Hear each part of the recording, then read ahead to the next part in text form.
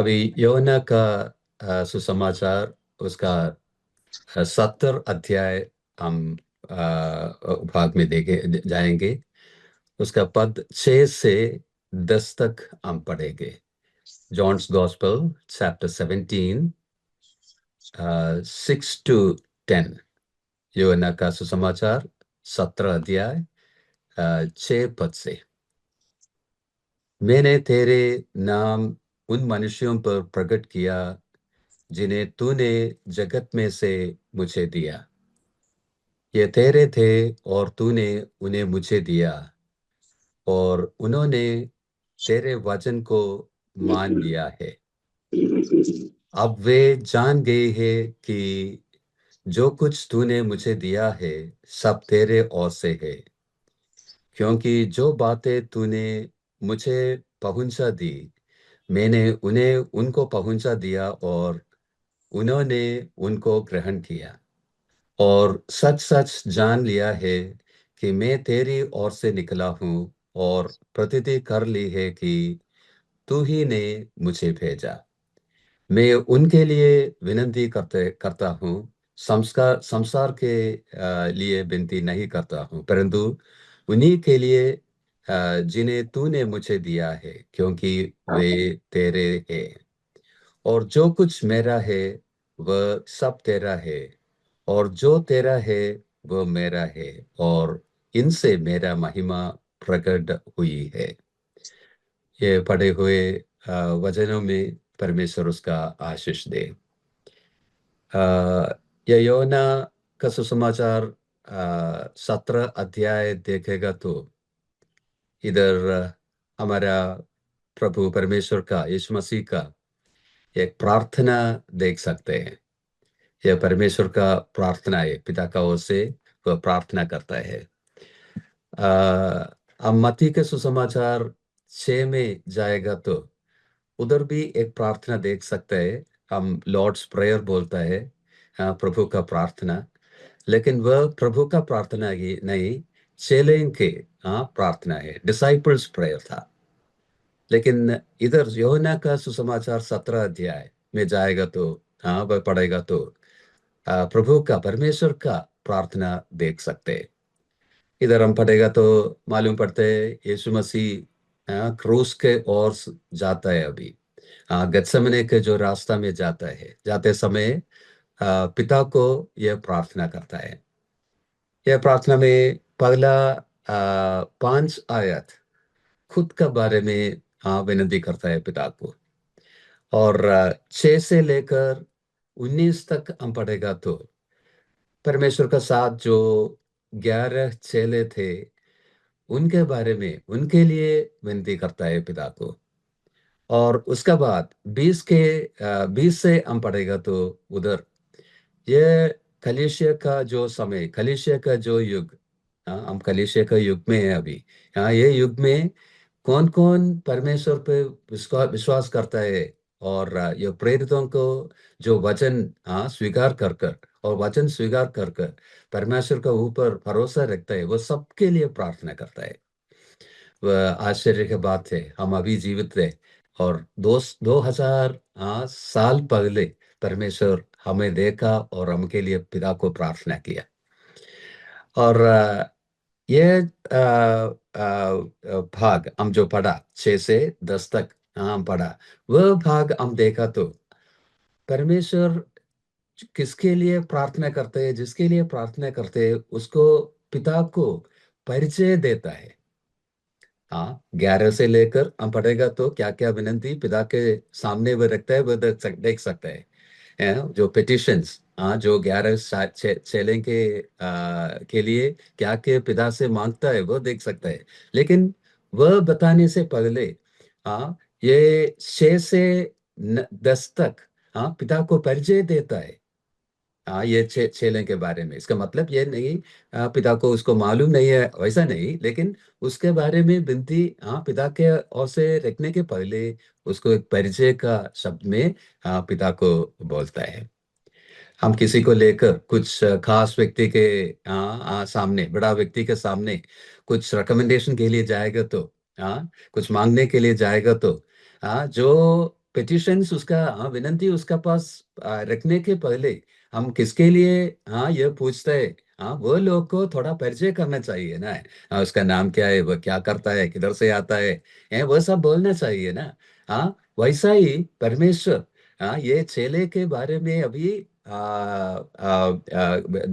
11 से, हाँ, विनंती पिता के सामने रखते हैं। इसका पहले ये चेले के एक विवरण पिता को देता है। बहुत बातें परमेश्वर ने उसके बारे में इधर 6 से 10 तक बोलता है, लेकिन ये वचन से, पदों से 4 बातें, 4 विवरण हमारे पास रखने के लिए मेरा इच्छा है। वो क्योंकि क्यों हम ये सब देखते हैं, कारण यही है। जो विवरण ये चेले के बारे में, हाँ, 11 चेले के बारे में परमेश्वर ने बताता है, हाँ, यीशु मसीह ने इन्हें बताता है, वह सब हमारे लिए भी एकदम सूटेबल है, एकदम योग्य है। हमारा विवरण है, हमारा विवरण है तो, हाँ, परमेश्वर हमारे प्रति क्या बोलता है वह देखना चाहिए। उसका अनुसार हमारा व्यवहारिक जीवन, हाँ, प्रैक्टिकल लाइफ हम योजना करना चाहिए। इसके लिए हम ये सच, ये पदों से देखते हैं। अभी हम जो विवरण के ओर से जाएंगे, हाँ, पहले बात, 6वां अध्याय पद का प्रारंभ में हम देखते हैं। हाँ, वर्स 6 का पहला भाग में ऐसा देखते हैं, मैंने तेरा नाम उन मनुष्यों पर प्रकट किया जिन्हें तूने जगत में से मुझे दिया। उधर ये बात देखना चाहिए, हाँ, तूने जगत में से मुझे दिया।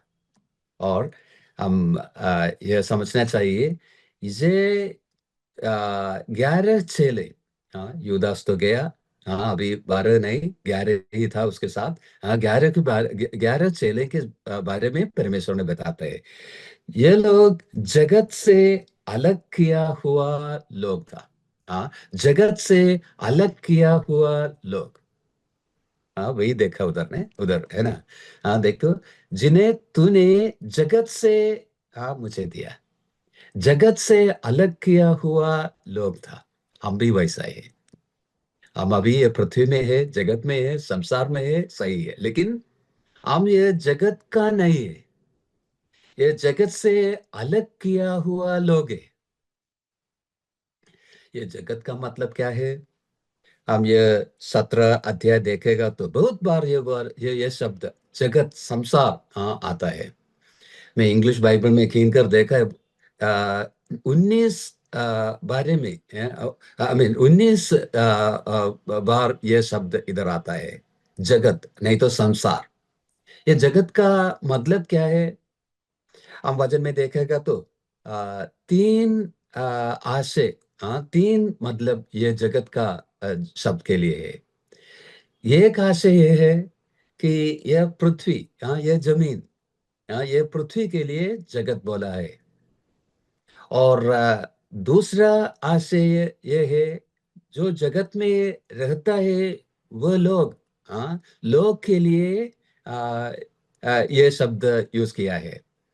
और तीसरा आशय ये है, शैतान का नियंत्रण में जो संस्था, जो व्यवस्था, हाँ, है, उसका अधीन में, उसमें जो मीडिया आता है, अभी का जो मीडिया आता है, अभी का जो, हाँ, रीति रिवाज, हाँ, ड्रेसिंग, डायलॉग, हाँ, सब कुछ आता है।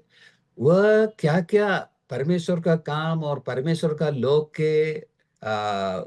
को तकलीफ देने के लिए यूज करता है, वह सब उसमें मिलता है, जगत। हाँ, सो ये 17 अध्याय में, और योना का जो एपिसोड से, हाँ, वह देखा गया तो भी, और पौलुस का जो लिखा हुआ पुस्तक वह देखा हुआ तो भी, जगत यह शब्द, हाँ, ये तीसरा आशय में और मतलब में, बहुत बार यूज किया है। शैतान का नियंत्रण में जो व्यवस्था अभी चालू है, उसके लिए ये जगत यूज किया है। इधर भी परमेश्वर ने ऐसा बोला, हम ये जगत से, संसार से अलग किया हुआ लोग है, ऐसा बोलेगा तो यह तीसरा शब्द आशय में ये यूज किया है। हाँ, ये शैतान का अंडर से, शैतान के नियंत्रण से, शैतान का और से क्या क्या है ये पृथ्वी में, वह सबसे हमको अलग किया हुआ लोग है। हाँ, ये सच हम कभी भी याद करना चाहिए। हम ये जगत का लोग नहीं है, जगत में है, हाँ हम ये संसार में है, लेकिन हमें इधर से अलग किया हुआ है। ये चेले वैसा था, वैसा ही हम सब। हाँ, हम फिलिपियों के पत्री 3 और 20 में देखेगा तो उधर पौलुस बताता है कि हमारा स्वदेश स्वर्ग में है। सबको मालूम है ना। हाँ, हमारा स्वदेश स्वर्ग में है, हम इधर का नहीं। ये सोच हमारा हृदय में कभी भी होने का है। और उसके साथ हम योजना करने का दूसरा एक बात है, हम ये पृथ्वी का नहीं है तो, हम ये जगत के लोग नहीं है तो, हमारा स्वदेश स्वर्ग, स्वर्ग में है तो हम वो अलगावट, वो सेपरेशन व्यवहारिक तौर से हम दिखाना चाहिए। वचन में हम देखेगा तो एकदम सरल रीति से, क्लियरली, वो बहुत बोलता है, हम यह संसार को प्रेम नहीं रखना है। रोमियो के पत्री 12:2 में क्लियरली बोलता है। और यूहन्ना का पत्री, पहला पत्री 2:15 से हम पढ़ेगा तो उधर उधर भी यूहन्ना एकदम सरल रीति से वह बताता है, हमारा प्रेम ये पृथ्वी में, ये संसार में और संसार का वस्तुओं में रखने का नहीं है। संसार का वस्तु हमको चाहिए, बराबर है, क्योंकि हम पृथ्वी में है, ये जगत में है अभी भी, वो सब चाहिए, लेकिन हमारा मन, हमारा प्रेम उस पर रखना का नहीं। हम वह यूज कर सकते हैं, लेकिन वह हमें यूज नहीं करने के अनुवाद नहीं किए। सेपरेशन होना चाहिए, लगावट हम व्यवहारिक तौर से हम कीप करना चाहिए।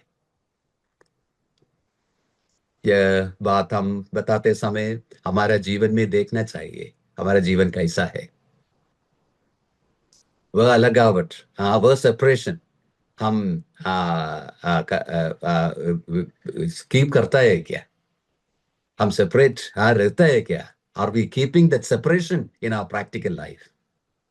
वह सोचना है, जगत से अलग किया हुआ लोग, वह एक बड़ी बात है, कभी भी सोचना चाहिए। यह पृथ्वी में हम रहता है, लेकिन मैं हम अलग किया हुआ लोग है। अभी आगे जाएंगे, दूसरा विवरण देखेंगे, दूसरा विवरण। देखो वह 6 पद में ही है, उधर हम देखते हैं ऐसा, मैंने तेरा नाम उन मनुष्यों पर प्रकट किया जिन्हें तूने जगत से मुझे दिया है। देखिए, मुझे दिया है। हाँ, आ, हम पिता से पुत्र को दिया हुआ, सौंपा हुआ दान है, उपहार है। वो भी एक बड़ा बात है। देखो, ये चेले के बारे में बोलता है, लेकिन हमारे लिए भी वो सच है। हाँ, वे चेले, पिता ने पुत्र को एक दान के रूप में, एक व्यवहार का उपहार का रूप में दिया हुआ है। हम भी वैसा है। आ, ये देखेगा तो ऐसा परमेश्वर बोलता है, वह तेरे थे और तूने उन्हें मुझे दिया। वह तेरे थे और उन्हें मुझे दिया। इसका मतलब क्या है? देखो, इसका अब हम पढ़ेगा तो ये समझने को आता है। यह स्टेटमेंट में, ये एक वचन में हमारा उद्धार का जो स्टोरी, उसका इतिहास सब इसमें शामिल है। देखो, परमेश्वर ने बोलता है, वह तेरे थे। बाद में भी 9 और 10 में सब परमेश्वर यही रिपीट करता है, वह तेरे थे। उसका मतलब क्या है? वह अनंत काल में परमेश्वर हमें देखा, पिता ने हमें देखा और हमें प्रेम किया, हमें जाना और पुत्र में हमें चुना। वह सब इसमें चुन दिया, वह सब इसमें शामिल है। वह अनंत काल में पिता ने हमारा उद्धार के लिए क्या क्या किया, वह सब इसमें है। वह तेरे थे और पिता ने क्या किया, उसने उन्हें मुझे दिया। उसका मतलब क्या है?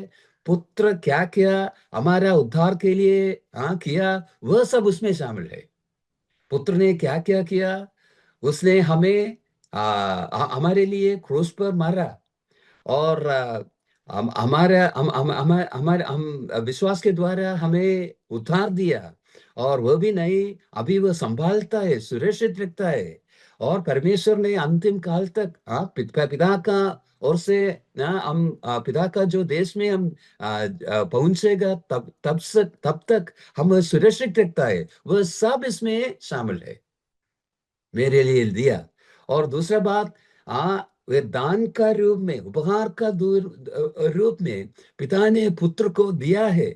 इसका मतलब पुत्र के नजर में और पिता के नजर में हम कितना अमूल्य है, बहुमूल्य है, वह भी उसमें आता है। सब बड़ा बातें हैं। पुत्र के नजर में हम बहुमूल्य है, प्रेशियस है। वह हमको संभालता है, सुरक्षित रखता है। हमारा उद्धार कभी भी नाश नहीं होगा, वैसा ही। वह तेरे थे और तू मुझे दिया।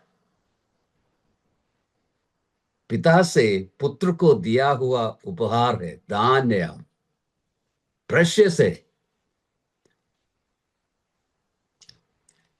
ये यौना लिखता है, ये यौना, उसका मीनिंग क्या है, मतलब क्या है? यौना का मतलब ये है, पिता का दान, परमेश्वर का दान, गिफ्ट ऑफ गॉड। ये पद लिखने के समय उसका नाम के बारे में वो सोचा होगा, मेरा नाम योना है और मैं गिफ्ट है, परमेश्वर का गिफ्ट है। वो लिखता है, सिर्फ मैं नहीं, जो 11 जन, ये चेले, वो सब परमेश्वर के ओर से, पिता के ओर से पुत्र को दिया हुआ दान है, गिफ्ट है। ये सुबह के समय हम ये मनन करने के समय ये सोचना चाहिए, सिर्फ ये 11 चेले नहीं, हम सब उसका दान है। पिता पुत्र को दिया हुआ दान है, प्रेशियस है। पहला बात यही देखा, हम अलग किया हुआ लोग है, जगत से अलग किया। दूसरा बात, पिता पुत्र को दिया हुआ दान है, उपहार है।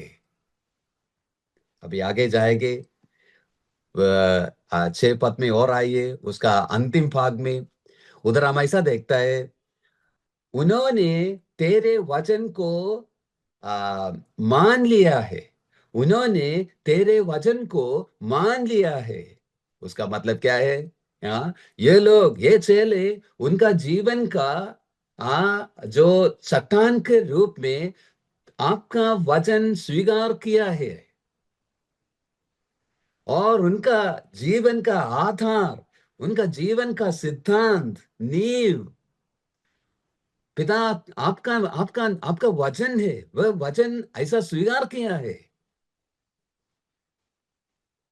एक बहुमूल्य, प्रेशियस विवरण है, डिस्क्रिप्शन है।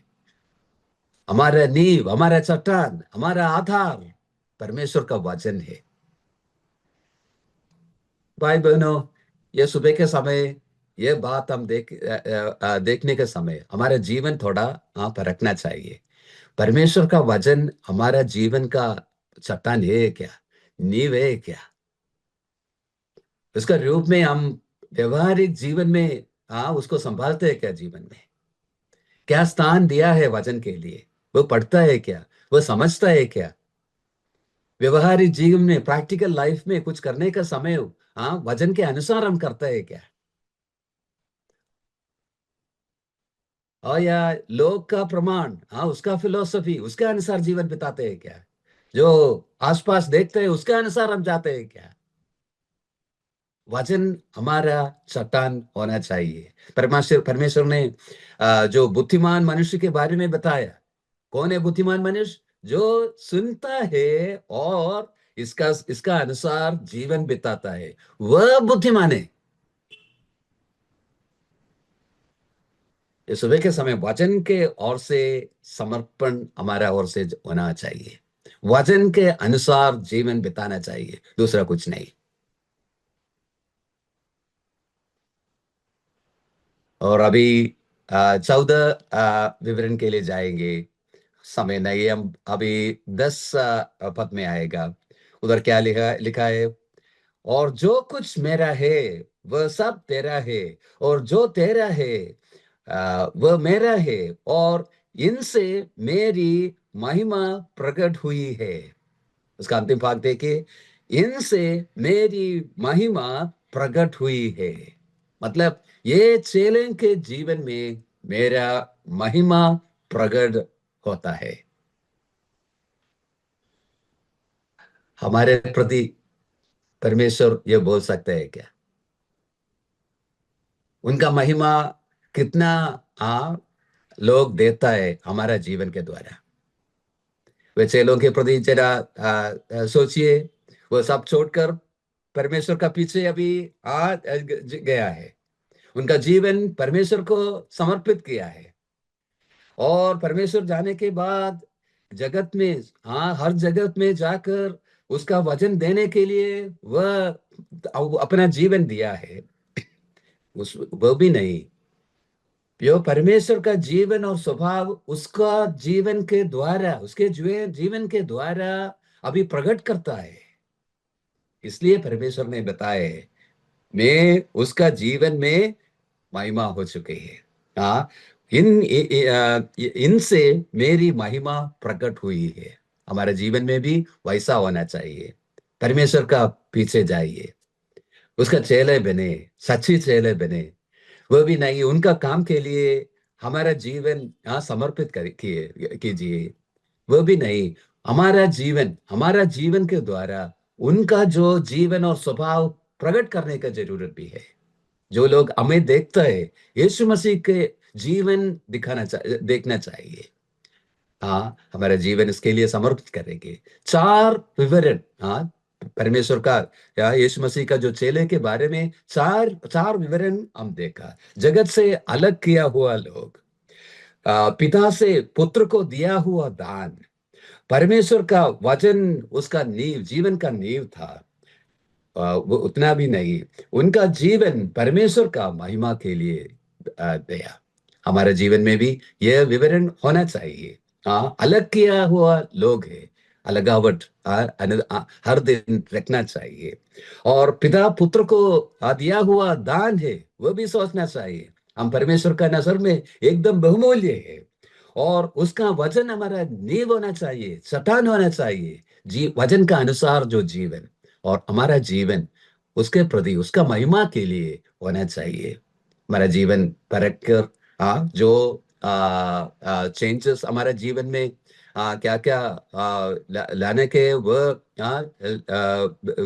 लाते हुए परमेश्वर का महिमा के लिए हर दिन एक व्यवहारिक तौर से जीवन बिताने के लिए हम जो ये सुबह के समय शेयर किया हुआ ये सच, ये बातें हमारे लिए अनुग्रहदायक होने के लिए परमेश्वर आशीष दे। Thank you very much.